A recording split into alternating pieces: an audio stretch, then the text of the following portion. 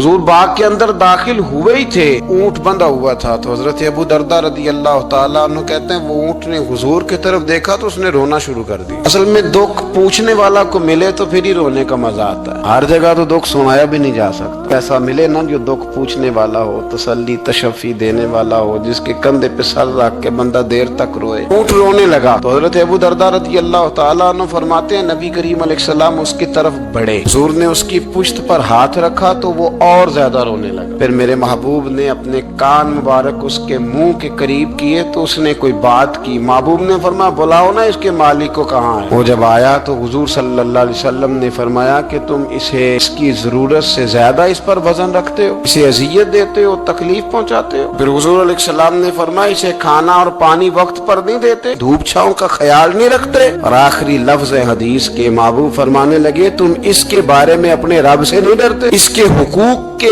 तहफ़्फ़ुज़ के लिहाज से तुम अल्लाह का खौफ नहीं रखते, वो तुमसे पूछेगा इसके बारे में। ये हदीस हजरत अबू दरदा रदी अल्लाह ताला अन्हु ने सुनी हुई थी ना। जब आपका अपना वक्त विसाल आया ना तो हजरत अबू दरदा ने भी ऊँट रखा हुआ था। जनाब अबू दरदा रदी अल्लाह ताला अन्हु ने घर वालों से भी माफियां मांगी, रिश्तेदारों से भी, दोस्तों से भी। तो फिर ऊँट के सामने भी जाके खड़े हो कहने लगे ऊँट देखना अल्लाह की बारगाह में मेरी शिकायत ना कर देना, उसके हुजूर कह ना देना कि या अल्लाह इसने मेरे हक नहीं अदा किए। फरमाया मैंने कोशिश की है तेरे हुकूक अदा करने की और अगर कहीं कमजोरी रह गई तो मुझसे दरगुजर करना। ये अंदाज था उन लोगों, जिन बातों का हमें पता चल चुका है उस पर अमल की भी तो कोशिश होनी चाहिए। तो मेरे अजीजों जानवरों के हुकूक मेरे नबी करीम अलैहिस्सलातु वस्सलाम ने बयान फरमाए। सबसे पहली बात हुजूर ने ये बयान किया कि जानवर को गाली ना दो। एक शख्स ने एक मुर्ग को गाली दी थी तो नबी पाक अलैहिस्सलाम ने फरमाया इसे गाली ना दे, ये तो तुझे आजान के लिए बेदार करता है। पता ना कुछ नवाबजादों और शहजादों की नींद खराब करता है मुर्गा भी। तो खैर मुर्गों ने अज़ानें पढ़नी छोड़ दी।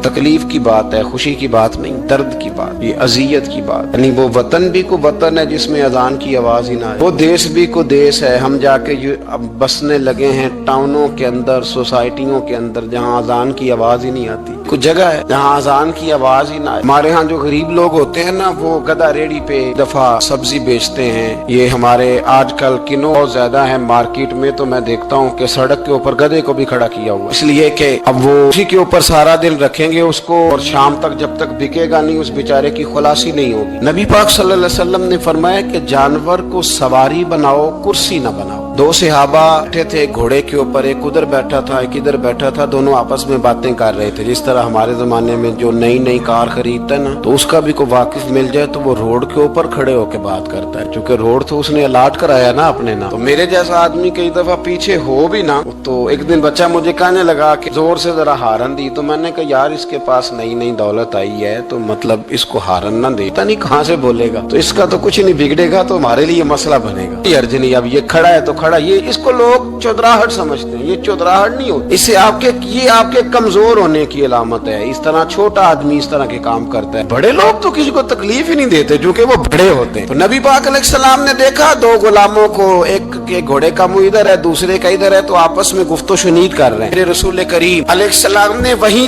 तंबीह फरमाई, हुक्म दिया, फरमाया सवारियों को सवारियां बनाया करो, कुर्सियां ना बनाया करो। जब तक चलना हो इस पर बैठो और जब बात करनी हो तो घोड़े से नीचे उतरो, फिर बात करो तो फिर दोबारा घोड़े पे बैठो, कि उससे उतना ही काम लिया जाए जितना वो उसका बोझ बर्दाश्त कर सके। अब्दुल्ला बिन मुबारक ने ना किराए पे घोड़ा लिया था, किराए पे सवारी लेते। हजरत अब्दुल्ला बिन मुबारक रहमतुल्लाह ताला ने एक शख्स से किराए पे घोड़ा लिया कि मुझे फलां सफर पे जाना है तो घोड़ा किराए पे दे दो। उसने कहा जी किस किसने जाना है? तो आप फरमाने लगे मेरा वजूद देख ले, नहीं जाना है। तय हो गया, आपने घोड़ा उससे ले लिया। जब आप जाने लगे तो एक आदमी रास्ते में मिला, कहने लगा हुजूर कूफे जा रहे हैं? फरमाया हाँ। कहने लगा ये मेरा खात भी ले जाइएगा, ये मेरा खात है। कितना वजन होता है खात का? ये मेरा खात है, फला आदमी को दीजिएगा। तो आप फरमाने लगे तो मेरे साथ वापस चल घोड़े के मालिक के पास, अगर वो इजाजत देगा ये सफर घोड़े पे ज्यादा रखने का तो मैं रखूंगा, अगर वो इजाजत नहीं देगा तो मैं नहीं रखूंगा। तो वो आदमी कहने लगा हुजूर इतनी छोटी छोटी बातों का क्यों ख्याल रखते हैं? अब्दुल्ला बिन मुबारक फरमाने लगे इसलिए कि मैं रहमतल लिल आलमीन नबी का मानने वाला हूँ, मेरे रसूल पाक अलैहिस्सलाम रहमतल लिल आलमीन है, तो मैं इतना भी जुल्म जानवर पर कर सकता हूँ। मैं पहले इजाजत लूंगा उसके उसके मालिक से, उसके बाद फिर मैं आगे जाऊंगा। तीसरी बात, हुजूर अलैहिस्सलाम ने फरमाया जो जानवर जिस मकसद के लिए पैदा किया गया उसे वही काम लेना है, दूसरा काम नहीं लेना जिस मकसद के लिए पैदा किया। घोड़ा, गधा और खच्चर खाना इस्लाम में ज़िबा करके खाना इसलिए जायज नहीं रखा गया कि ये सवारी के जानवर हैं। तो जो सवारी के जानवर होंगे उन्हें ज़िबा करके खाया नहीं जाएगा, उससे सवारी का काम लिया जाएगा। और जो जानवर गोश्त वाले होंगे उनसे गोश्त का काम लिया जाएगा। जो दूध वाले